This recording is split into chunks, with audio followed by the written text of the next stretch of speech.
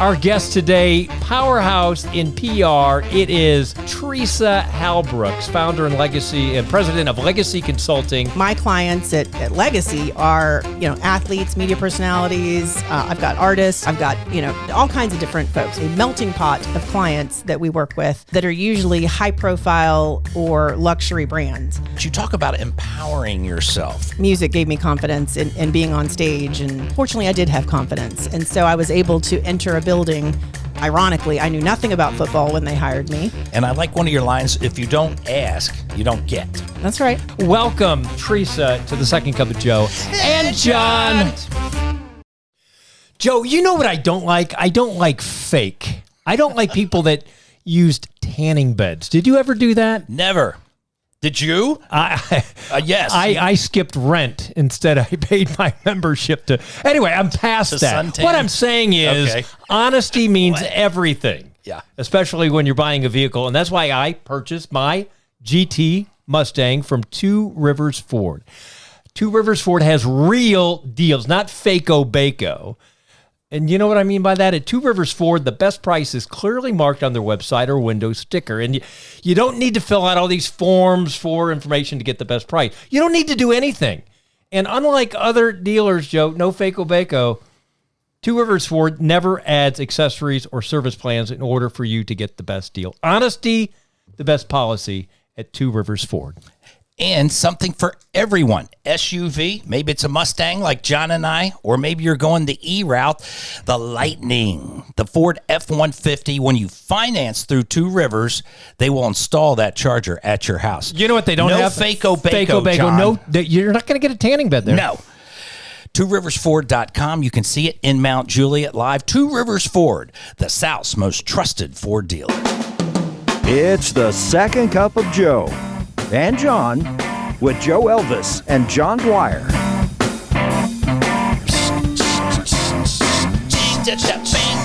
Joe! Hello, John. Here we go. Your hair live looks from great. The Jag it's Studio. Not live, it's to tape. But your hair looks great. The Jag. Do you I use just product? got it cut. No, I got That's it cut. good. I had the 5.0 with the top down coming up here. So I've got the, the windblown. The 80 look. Oh, it looks good. Hair at 80 mile an hour, which will lead me to my little point here next. Have you scraped lately? Oh, I'm heartbroken. There was ointment for that, but no, I actually, I know what you're talking about, and if you're a guy, and maybe our guest would go, don't just paint, don't say guys care about this. We're going to ask her definitely this question. You got black rims. I've got black rims, and I pulled in, and I'm across the street here from the International Jobs for America Graduate Studio. Lipstick Lounge, we've talked about them a lot.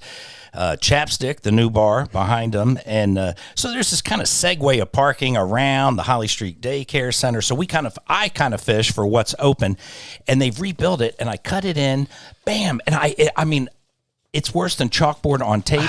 It's a little scratch. And of course I blame it all on my wife. Every one of them. My wife's car looks. It's been through. It's been through some. It's great. And you know what though? I can't laugh. I really can't because she has not in my time admitted to it. No, has ever had an accident. I'm the one that's playing demolition derby. So I don't have any room to talk. But what I do is I take black either Sharpie or fingernail polish. Both work great. And then I do have a guy that I actually met behind a Mexican restaurant to help. That sounds awful. That's good. Let me finish the point. That's how we got our jobs, I think.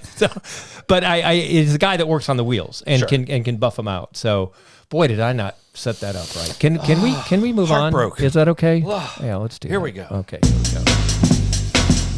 Hey, we know people. Let's take a spin through Joe and John's Rolodex. Joe, it stops on H. Our guest today, powerhouse in PR, it is Tresa Halbrooks, founder and president of Legacy Consulting. She is a branding and event strategy expert. Background in high-profile entertainment and sports, more than a decade of experience. Thrilled to have her raise millions for local philanthropy. I should have said charities. I can't even see philanthropy. Welcome, Tresa to the Second Cup of Joe. And John. Thank you for having me. Oh, God. I had one job, to turn up the frickin' mic. Anyway, aren't you glad you came? A minute and a half into the first quarter. Flag.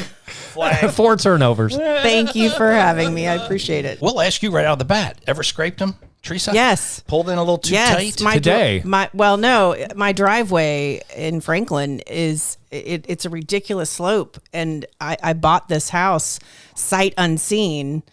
I had my real estate. I was out of town. I had my real estate person. It was kind of, She's got people. At a time when you better make an offer or you ain't going to get it. That's true. So my real estate person walked through, had me on video. But what I didn't know is that there's a ridiculous slope on the driveway. And so my car works. But if I'd had any other car, I have an SUV, so it works to come up.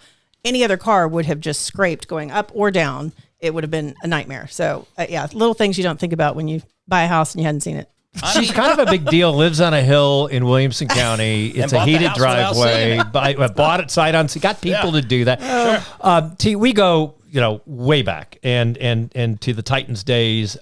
Community relations. You did so much for this franchise that and for the people and the exposure. So that's our background. But now fast forward to this company. Why did you walk away and how did you create a business for yourself? Because that's impressive. Yeah, thank you. I'll give you just kind of a very quick little journey. I've been in Nashville since, I'm going to age myself here. Go ahead. And now you're on camera, so it's like, oh gosh. Since 95. And so I moved here in 1995, right out of college. With New Mexico girl. New Mexico. Yeah. Yes. Did you know that, Joe? New Mexico State. Correct. We're not known for anything really in New Mexico for football or, there's no sports related in the New Mexico area.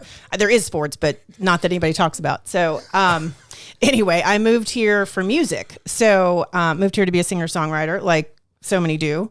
So where do you wait tables? And I didn't, but I immediately, which is part of the problem, I immediately got a job in the advertising world. And so to have a 9-to-5 job and then to go out to the bars for writers' nights and stay, you'll be on at midnight to sing your 2 songs that you've written. And, smoking was allowed in the bars at that time. So you get up the next morning with, smoky hair and kind of. That's why Joe has the voice. That's why I still look like the way I look. Yeah. Trying to be a professional and live a double life at that point was like, it didn't take me long to realize that's not really what I wanted to do. I have stories on stories as to why, but beyond that, from working at that ad agency, then I went to work for a company called Service Merchandise. So if you've been here in Nashville for that long, that allowed me to raise money. I got my feet wet in the philanthropy world of corporate fundraising, and they were doing it before anybody else was doing it back in the day. And so as a young, mid-20s, I was raising funds, and they put us on a plane and said, y'all have raised enough money to go to CBS television in Hollywood. We're going to put you on the Jerry Lewis Labor Day Telethon and let you, Tresa, and your chairman of the board, Raymond Zimmerman, the 2 of y'all are going to present the check to Jerry Lewis and Ed McMahon. So that gave me my introduction to community relations, philanthropy, raising money, but also doing it from a corporate standpoint. Not necessarily that you have to work for a nonprofit, but that you can make a difference in a lot of different things that you do. Sweet. Didn't we always watch the telethon? Wasn't that? That was God, good. that was a point. It was a big deal. I watched her. We watched you to do that. We didn't even know it. Didn't even know it. I worked at Service Merchandise. Did you really? Did I tell you that I worked for Conway? It went out of business. You guys both took it out. You took a major company, took it down, and took it down. I didn't work that long. Did I tell you I worked for Conway Twitty ever? Yeah. So I did that in the summer, and one winter they needed help for the Christmas push. And I don't know why I did it, but it was the one up at the Rivergate location. And I'm hanging around, I don't know, whatever kind of the jewelry watch department, it's Service Merchandise. It was one of the, I don't want to use the word K. Well, it's kind of Kmart-ish meets Target, where everything's all together. And, you're in one section and the other. And I had no idea what I was doing. But the Zimmerman family, there was what, 3, 4 service merchandise stores, perhaps, and the things. That was a big deal. But it did go out of business for our locals. It did. It went out of business, and I worked at the corporate headquarters doing philanthropy through the 300 and some odd stores. 300 stores. Wow. I actually shot an in-house video for them talking about customer service. HR. And I did it a day before I got on the flight with the Titans-Cowboys preseason game. And I still have that video. I've put some snippets on there. It's we all three have service merchandise. I was in a video for customer service. If I'm in that video, that will make me laugh. That's hilarious. We haven't aged a bit. All right, legacy consulting. What's that mean? Well, that's what you do. That's your company. Yeah. So to get there, I'll keep going on the journey to get to that end result. But then I went to work for Gaylord Entertainment, which is the entertainment and hospitality side. And then I went to work for the Tennessee Titans. So I spent 11 years with the Titans organization, which is where John and I met, and handled community and player relations. So if you needed a Titans player to do anything in the community, then you would come to our department and we would work out the details and all of that. So spent 11 years there. And then started my company, Legacy Consulting, PR, and Events, in 2012. And I took the leap. It's almost like, gosh, is there enough water in the pool if you jump off that diving board? And you don't know what you don't know. So you correct. God is good. Here's what I'll say. God is good. And there was enough water. And the irony to that is one of my first clients was one of the Titans' largest sponsors. So, I jumped and it was just literally, I looked at a fresh face from Belmont, an intern, and there was just calls coming in and people coming in. And I said, please understand that I'm recognizing, and I don't want you to think that starting a business is this easy. It is so not. But 11 years and the blessings that I've had working for the Tennessee Titans has allowed me to have these kind of relationships. And this is absurd. Like the way that I was able to connect so easily and so fast, I recognize as just truly a blessing. And it's been an incredible ride ever since. Sweet. Common sense would tell you not to look to Joe and John for this, but time for life lessons from Joe and John. So back to that Titans era. Press, public, all the good stuff. A lot of arrests going on during that time. Give me a good arrest story. Were you in the Pac-Man era? Oh, yes. Oh, man. I mean, what a crazy statute of limitations are over too. Well, you don't tell stories, but it has to be. Oh, I have stories. It's that the beepers going off. That was a long time ago. Or the call, and it's at 2:00. Hey, Tresa, Pac's in jail. Yeah. Drugs, gun. Yeah.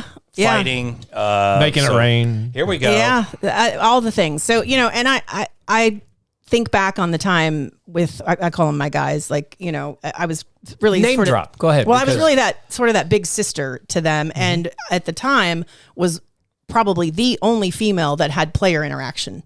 There were certainly females in the office, but they would be accounting or somewhere else. But day to day, my job was working with the guys, and they were great. I will tell you, the players, these were the days when they were Titans. So the Eddie George, Kevin Carter, Javon Curse, Frank Wycheck, it was Kevin Dyson, Blaine Bishop, all of those guys. Al Del Greco. They were all amazing. Yes, I was there during what we call crisis management, and there would be times where, Robbie Boren, who Titans PR, would be dealing with some stuff, but then it would trickle over to us, especially when we would have a hospital or school visit and have somebody lined up that, misbehaved over the weekend, and I have to now cancel the school visit. You can't really go into a school and talk about good character when you just got arrested for doing something. So I'd have to replace them and, figure out, oh my gosh, what are we doing? And my best advice to Pac-Man or anybody else that would fall into that category, was stay home and shut up. But that's really all I needed them to do is, I don't need you to be in the community. I've got plenty of other guys that just rise to the top and they want to be active. They want to be those guys making a difference. And all I need you to do is not distract from what they're doing. just please stay home, take care of what you need to take care of, and don't make silly comments. Don't get in the press. Just stay home. Do nothing. This was before or right at the beginning of social media. So thankfully, you did not have to navigate those because that's unfiltered. These players, can you imagine? Could you have done and tolerate what's available today? That'd drive you nuts, wouldn't it? Well, the word is tolerate, right? The word is like heart palpitations and the stress level and blood pressure and all that. But I still deal with it because, my clients at Legacy are, athletes, media personalities. I've got artists. I've got, all kinds of different folks. We have a melting pot of clients that we work with that are usually high profile or luxury brands. And so I still deal with it when social media is quicker than the media these days. And those stories don't always line up. What you're seeing on social media is not what the news is telling you. Then it becomes, a matter of discernment of what is really happening. And you have to control the story. But no, it makes it so much harder. But social media has some transparency there. So my advice to folks that are, if I was doing my job today, it would just be honest, get in front of the story. And people are usually fairly forgiving when you can just get to the core of it. But if you start to spin them, they're not going to want to do it. They're not going to believe you if you're just spinning them and working them. And a lot of people think PR is a spin doctor. It can be in some cases, but transparency and authenticity matter. I did not have sex with that woman. Right. Please. That's right. Let's talk about your focus.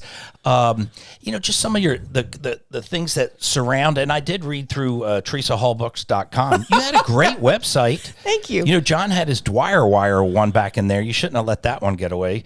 That was halfway good. to Pluto now, and I don't have any record of it. But you talk about empowering yourself, and a lot of it comes from.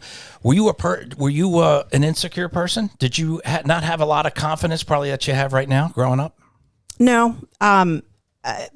With music gave me confidence in being on stage. And I think part of some of the articles that you read, I come across my young interns that work with me that aren't necessarily comfortable in their own skin, this younger generation. So I like to write articles and talk to them a lot about owning who they are.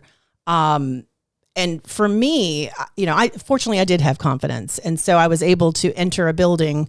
Ironically, I knew nothing about football when they hired me. Nothing. Nothing. No. I remember walking in the door. I was hired and started my first day on the job, April Fool's Day, 2001. And they had made a controversial hire on that day as well. And it was his first day in the office. And they kind of said, in my ear, okay, well, you're about to meet one of our, new guys who's sort of a problem child. We got him from St. Louis and we'll see how this goes. And his name was Kevin Carter. So that was said to me. So we both started on the same day. And so I stood there in the hallway and I was introduced to Kevin and I shook his hand. His hand came up to like my elbow. And I didn't really have any interest in football. I wasn't a fan. I didn't care. And all of that worked to my advantage because the fact that I didn't care and I didn't know who they were, we're all on the same playing field. No pun. We were all, I'm sorry, yeah. What's your name? See how she did that? Yeah. What's your name? Eddie. Eddie, what's your last name? I'm going to need a last name so I know who you are. That's 2 first names, sir. Right. Are you the one that voted for Charles Woodson instead of Manning? That's going to be a problem. I didn't know who they were. So well, that's fine, but that's good. Yeah. You have an outside the picture set of eyes that it doesn't matter. Right. Because are you telling me those guys aren't caught up in themselves and their own egos? I mean, like they're going to portray what they want to you, and it takes someone outside the picture to say, hey, that's not really what people are saying about you.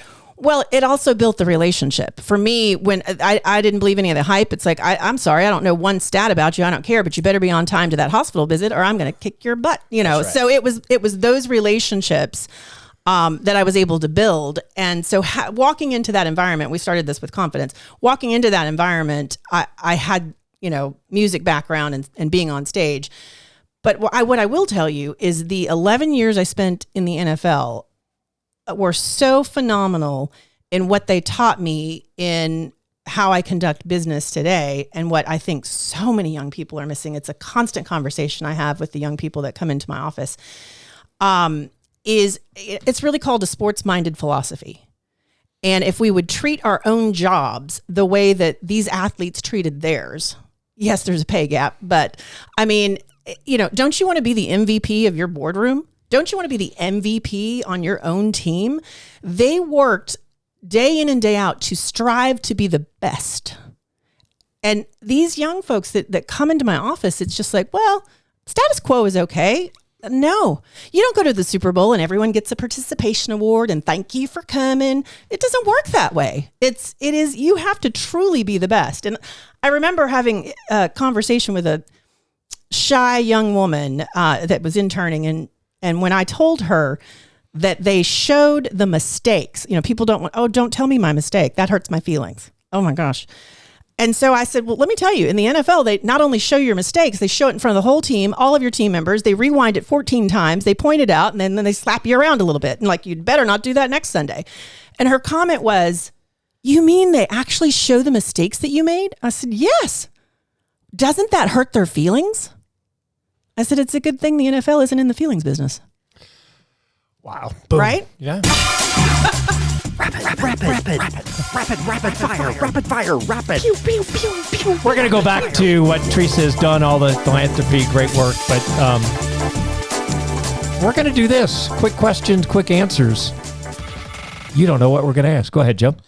What is your karaoke go-to song? Good question. I would probably say I Will Survive by Gloria Gaynor. If you're going to ask me to sing it, that's a different story. But well, do you want to? You have half a No. voice. You do. Anyway. I will tell you a story. I know it's supposed to be rapid fire, but I'll tell you a story. We don't. Okay. We don't. So Kidding me. one of our buddies that both John and I mean, we could talk much longer than the podcast, but I became really good friends with Kevin Carter and his wife, The troublemaker, who was hilariously Not One of the best guys ever. Still, he's been a guest on our show. Still, He's by the way. terrific. Oh, okay. Yeah. Still to this day, he's still a client. I just got through texting him about, hey, car arrangements for a charity golf tournament that he's going to. Hey, what are we doing? Raising money, doing things.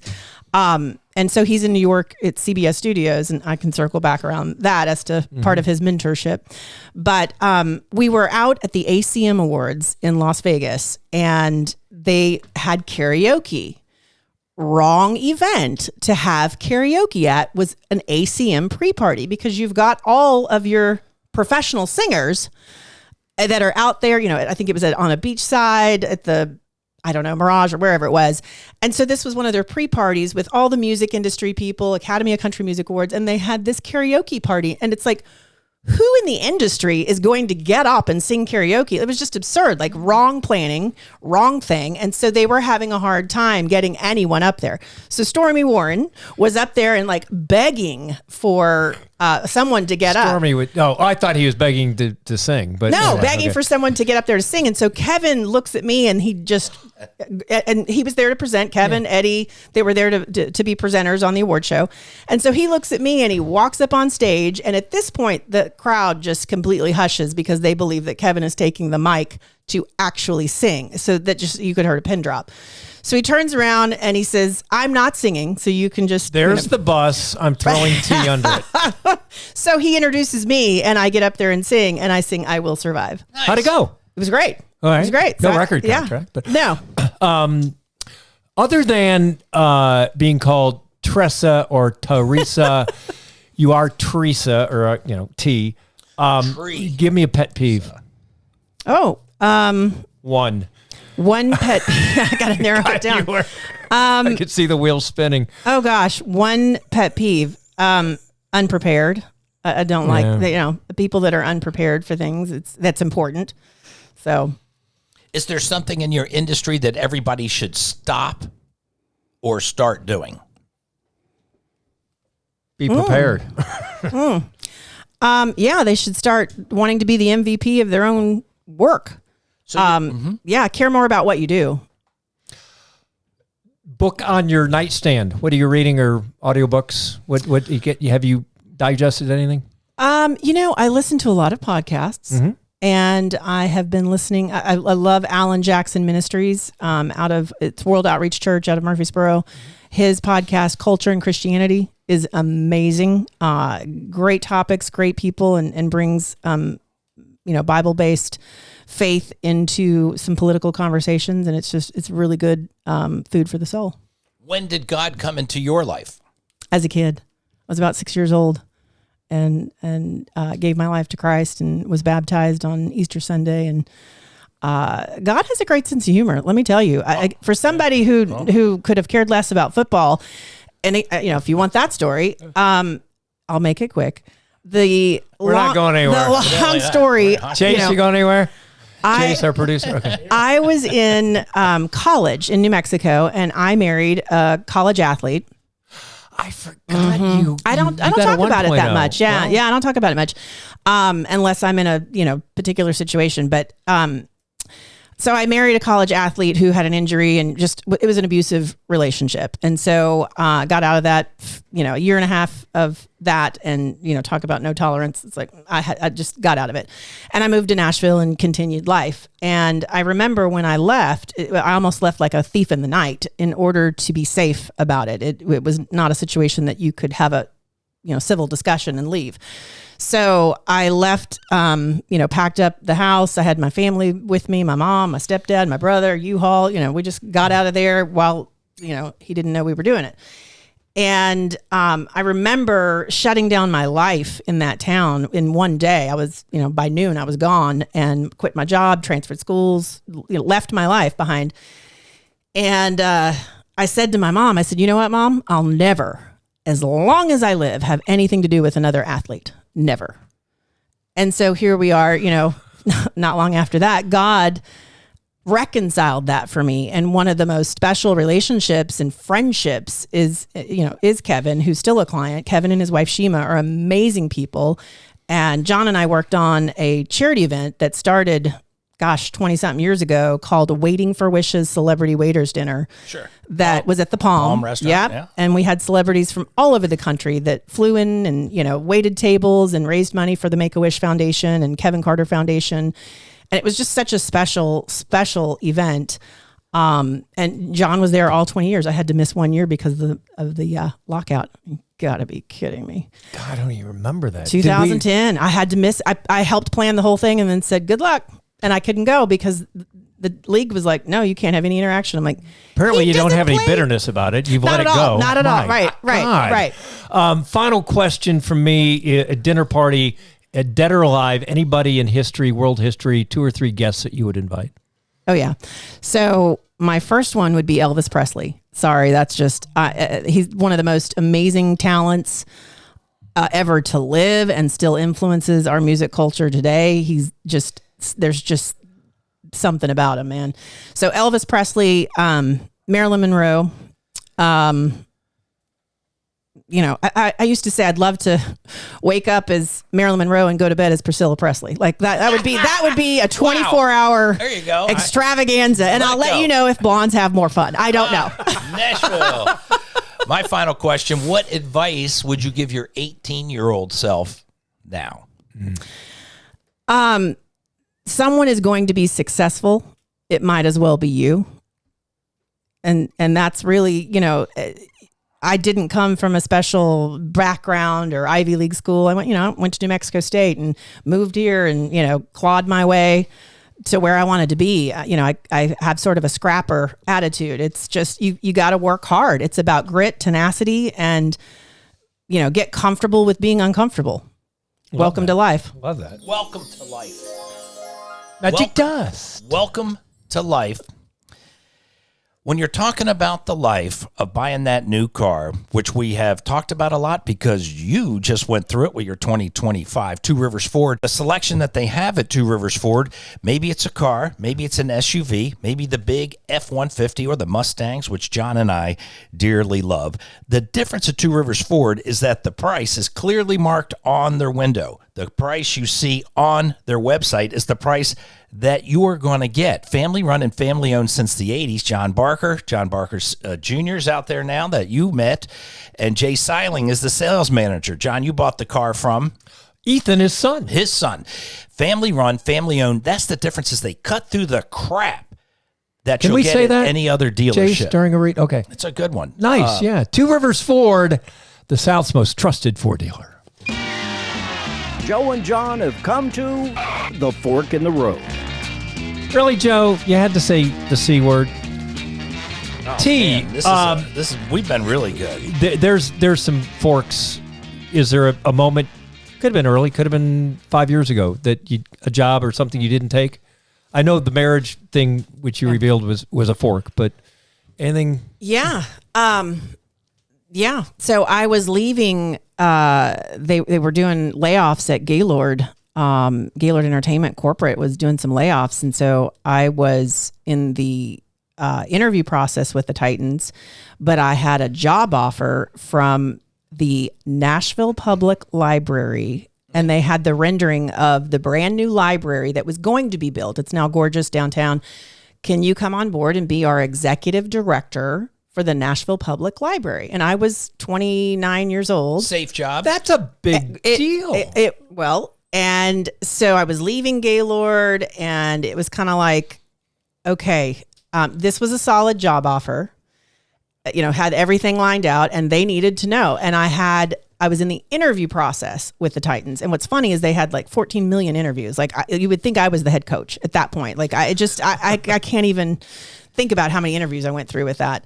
But I was sort of towards the end of that interview process, and I needed to give the library an answer. And I remember having this conversation with my family, and my mom just looked at me and she said, somehow I just don't see you as a librarian. And I'm like, I mean, you could wear the glasses and the hair up and all that. Sure. But, yeah. Right. I could play the part, but is that where I belonged? And so I turned again, and I'm unemployed because I was, they had laid off Gaylord staff. And so I thought, you know what, the right place for me, that next appropriate step would be to move from the entertainment side to the sports side. And that was the journey I wanted. And I didn't want to take a job and then 2 months later leave them. That wouldn't be fair to them. So I turned it down. It was, it was a great offer, and it was better off than the Titans ultimately gave me. But it's not shocking, but it wouldn't have built the career that allowed me to be where I am today. And so that fork in the road of saying no to something that would have easily been yes for security that was a fork. Well, congratulations.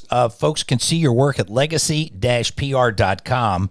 And I like one of your lines, if you don't ask, you don't get. That's right. So your storyline is that of motivation, positive reinforcement, and to move forward. It's all about the comeback, even if things haven't worked out in your life. Maybe talk about, there was a book that came out today, I Am the Person I Want to Be. And it just empowers women in leadership and business. Right. What was that? What was all that about?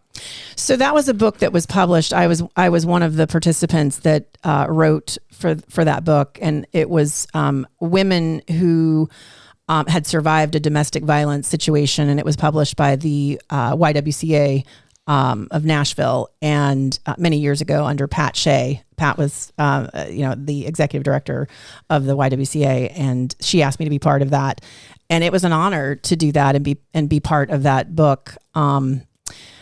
So yeah, it really is about just knowing that you're the only one that's going to treat yourself. If you don't expect yourself, if you don't expect more for yourself, nobody else will. And so, it was certainly a privilege to be part of that book. Nice. You gotta wear shades. So with all that great positive reinforcement now, with all these great leadership stories, where do you go from here? You're about to turn 30. And so what will you do with the rest of your life? You've got mentoring seems to be a big part. You like to talk to the new people. My boys are 25 and 23, and I'm trying not to be the overing mentor of how do you mold that with still grow yourself as what you want to do in life? Where do you want to be in 5 years? Yeah, I think it falls more into the consulting side. Of course, I put those 3 facets in the name, so you knew that I did consulting, PR, and events. And so, it's in the title. So it's moving over into the consulting side. And speaking of books, everyone's writing a book, aren't they? Oh, I'm writing a book. Or having a podcast. Right. And World needs another podcast, T. You know that. Correct. On YouTube. Exactly. Hello, YouTube. Thank you for watching. Comments, questions, anything, put it here. Guest ideas. Let you know what you think of T. You know? Oh, gosh. Sorry, go ahead. Writing a book would probably be next. And then maybe doing some guest speaking and things of that nature. But that long term, that would be kind of maybe the right progression. We're going to wrap this up because there's so many stories, but there's one in particular, a fashion faux pas, maybe first game, Adelphia Coliseum, August. To me, the first game was the preseason game, but some people think of the Cincinnati Bengals opener where Steve got booed and I got ripped because I ripped fans for booing him because it wasn't his fault. Anyway, I've gotten over that, T. What's that story about? Yeah. Is it clean? Can we tell it is. Okay. It is. Well, and it's just, it is clean. I have other stories, but no, this one's a clean one. Should we do a Chase Akers of Dead Like Me? Should we do like an after, like a more to see more of this podcast, and we could go into kind of a night version of. I'm just After kidding. dark. No, She's about to freak out. She's like, I did have not stories sign up for that. you'll never hear anywhere else because it's the perspective of the female in the room. Like I have a female in the room then and now. Quick side note. Side note of the side note. I'm with Brent Doherty, who was at 1510 LAC. I was at the Rock at that time doing afternoons, and Brent was going down there to get some actualities in the locker room. I go in there, and I meet Dawn Davenport for the first time. Dawn, a guest on this show, and Dawn working with John's team at the time. So we go trucking in there. I'd never been in Titans facility, so we're right in the locker room. It's right after practice. And as you said, the size of, say, Kevin Carter. These are large dudes. And as Dawn would make her way around at 5'3" with the microphone, all the towels come off, and so the shot that you see on air is from the chest up. And here's little poor Dawn. I said, Dawn, I'm sorry, these freaking idiots, and they do it on purpose. They do. And so she was like, it doesn't bother me a bit. They're all idiots. God bless her. And she was just great, but I thought, man, there's laws against this now. I mean, you can't. It's kind of their attitude is you don't want to be in here, then don't come in here. And that got changed. That actually became a big deal over time. Yeah. But she was in the pre-days of that, but she handled it great, and she did her job wonderfully. Yeah. And I watched it back on the news that night just to see how do you get a story out of this, and it was terrific. Yeah. Well, God bless her for being in the locker room. I mean, there was certainly a few female reporters that just did not care. They were in there to do their job. Don't flatter yourself, right? Yeah. I mean, yeah, exactly. Get over so it. I was never in the locker room. I didn't need to talk to a player that bad, or I would send somebody on my staff. So my philosophy was I would meet him at lunch and usually try to get them after they had something to eat and felt in a better mood. They were refreshed, they were hydrated, and now I'm going to talk to you. And if I really wanted them to do something and I thought I might get a no, I would wait till they leave the building. And then I would call the home phone. If they left at 5, I would, they're not going to be home by this time. So I'll call at 5:15. The wife would answer, and I'd say, "Oh, I didn't know if he was home yet, but we really need him to do a hospital visit." "Oh, we're there. He's going to do that." So Works the wife. There was a philosophy behind all of that. But you asked me about the fashion faux pas. Yeah, we went way that's off okay. the side. That's all right. Where were we? No, you asked me about the fashion faux pas. I knew this was going to happen. Yeah. And just, learning, we could do an after, but learning the game. I remember my first day, it was like, okay, wait, let me get this straight. You got 4 chances to make it 10 yards. Like, well, yeah, but it's not called a chance. So, we're going to give you a book. So I had to learn the game of football, learn the rules and, sports. Right. And, and so I would say to my 18-year-old self, learn how to play golf. Wish I knew how to do that. Learn how to play golf and learn sports, because you can have any dialogue with In any social setting, you'll be the most popular girl in the room. If you can talk sports and you play golf, you got it made. You will network till the end of time. And so I wish that's what I would say at 18. Like, you should learn these things. That's good. So it took me, I spent my 30s at the Titans. And so at that point, I was out on the field. It was when I say first game, I'm going to say maybe the home opener. We were playing the Miami Dolphins. And so I was out there. These guys are so funny with superstition and all the things. And you got guys that start with a pair of socks at the beginning of the season and they wear the same stinking socks until the end. Like, it's just all kinds of interesting stuff. So you're on, my job was to be on the field pregame. It was lots of pregame activity. We would present a check. We would do different things. I would host charity groups, host different guests on the field, or a Make-A-Wish kid, or, something like that.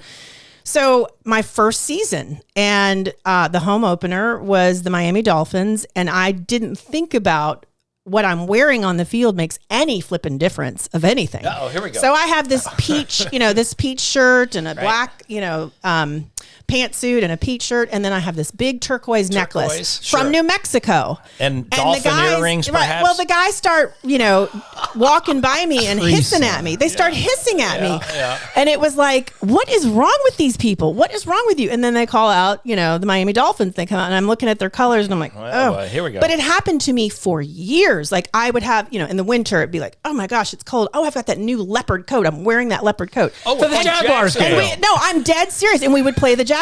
So it happened to me enough that I went to... She dressed as a Minuteman when they played the Patriots. It's weird how this whole thing... What a coincidence. It was constant. It was constant. Constantly on purpose. But I mean, I was making these mistakes. So I said to my assistant, give me a color chart. I need a color chart of what I need to stay away from. So he did. Here's the color chart. Here's what it is. And so then for the longest time, I just got tired of looking at it. So all of the photos pregame, a lot of them I'm wearing solid pink, because I'm pretty sure they didn't have the Pink Panthers. So either solid pink or solid black. And it was like, I had to deliberately figure out what I'm wearing to the game. And it just hilarious. And then another, I'm going to keep on with stories. No. Yeah. Another fun story of not knowing who any of these guys are. I got a message with this same assistant. I got a voicemail message that could not really understand him. He was kind of... talking fast and leaving me this message, and it wasn't Jeff Fisher. No, I've got a charity event. When you called to play, we're doing the work. Where are you, Tresa? But he was calling. I looked at where the call was coming from. It was San Francisco. I need an Eddie George jersey. I've got a charity event. Call me back. Here's my number. Jeremy Rice. So I went in there. Jerry Rice? So I went in there to my assistant. I said, who's this guy, Jeremy Rice? Jeremy. Who's acting like he needs... Important. Who's this guy that's demanding an Eddie George jersey for his charity event? And so he looked at me and goes, what number is it? And so I said, it's from San Francisco or somewhere. I don't know, California. He's like, Jeremy Rice or Jerry Rice? I said, what difference does it make? He said, a lot. Yep. A lot of difference. So it was Jerry Rice, and we sent him a jersey for his charity event. But I'm like, who is this guy? Like, what, I knew nothing. For a woman that preaches being prepared. Yes. Well, yeah. The irony there is... I had to learn on the job. There's so many stories of learning on the job. You did so well. You did so much for so many. You raised millions of dollars. You did more for that organization when they were running lean. I applaud you for what you did, the way you handled yourself in sometimes very dire circumstances. You never let them see you sweat. And now you've moved on to very successful legacy PR events. It's just a very cool thing. And I applaud you. Thank you. I can tell you, what? We were so close to getting out of here, Chase. What's the story? Yeah. The moment of like, I need to start my own business. The moment standing at the copier at the Titans organization, and I look at my phone, it's a New York number, and I was one of the league liaisons for the team. So I'm thinking, okay, answered my cell phone, and on the other end was, hey, Tresa, my name is Chad Pennington. You don't know me. And I'm thinking, I said, Chad, like New York Jets Chad? And he said, yeah, I'm calling to see if you can help me with a charity event. And I said, Chad, you have a community relations person at the Jets. You have one of me at your team. No, I really don't. Not the way that you've been described to me. I know that you will really take care of what I need. And can you help me? And so I said, how did you get my number? And it was, athletes that go to other teams. And so it was Justin McCarron's sitting in the locker room, and Chad was talking about, oh my gosh, I really have this event in my hometown and I need help. And he's like, you got to call Tresa. So he called me. And at that point in time, that was sort of an aha moment for me. It was like, okay, when I've got athletes calling me that have never met me from other teams to help them, now I need to do something. Well, that's your reputation. I thought Jeremy Rice gave me your number. You never know, huh? Well, Tresa, congratulations. May God bless you and keep you and make his face shine upon you and give you peace and all your great leadership and the years ahead. Thank you so much. It's been a blessing to be here. Yeah. Thanks for being on the Second Cup of Joe and John. Please play. It's the Second Cup of Joe and John as their guests expound on any and all topics within the realm of decency.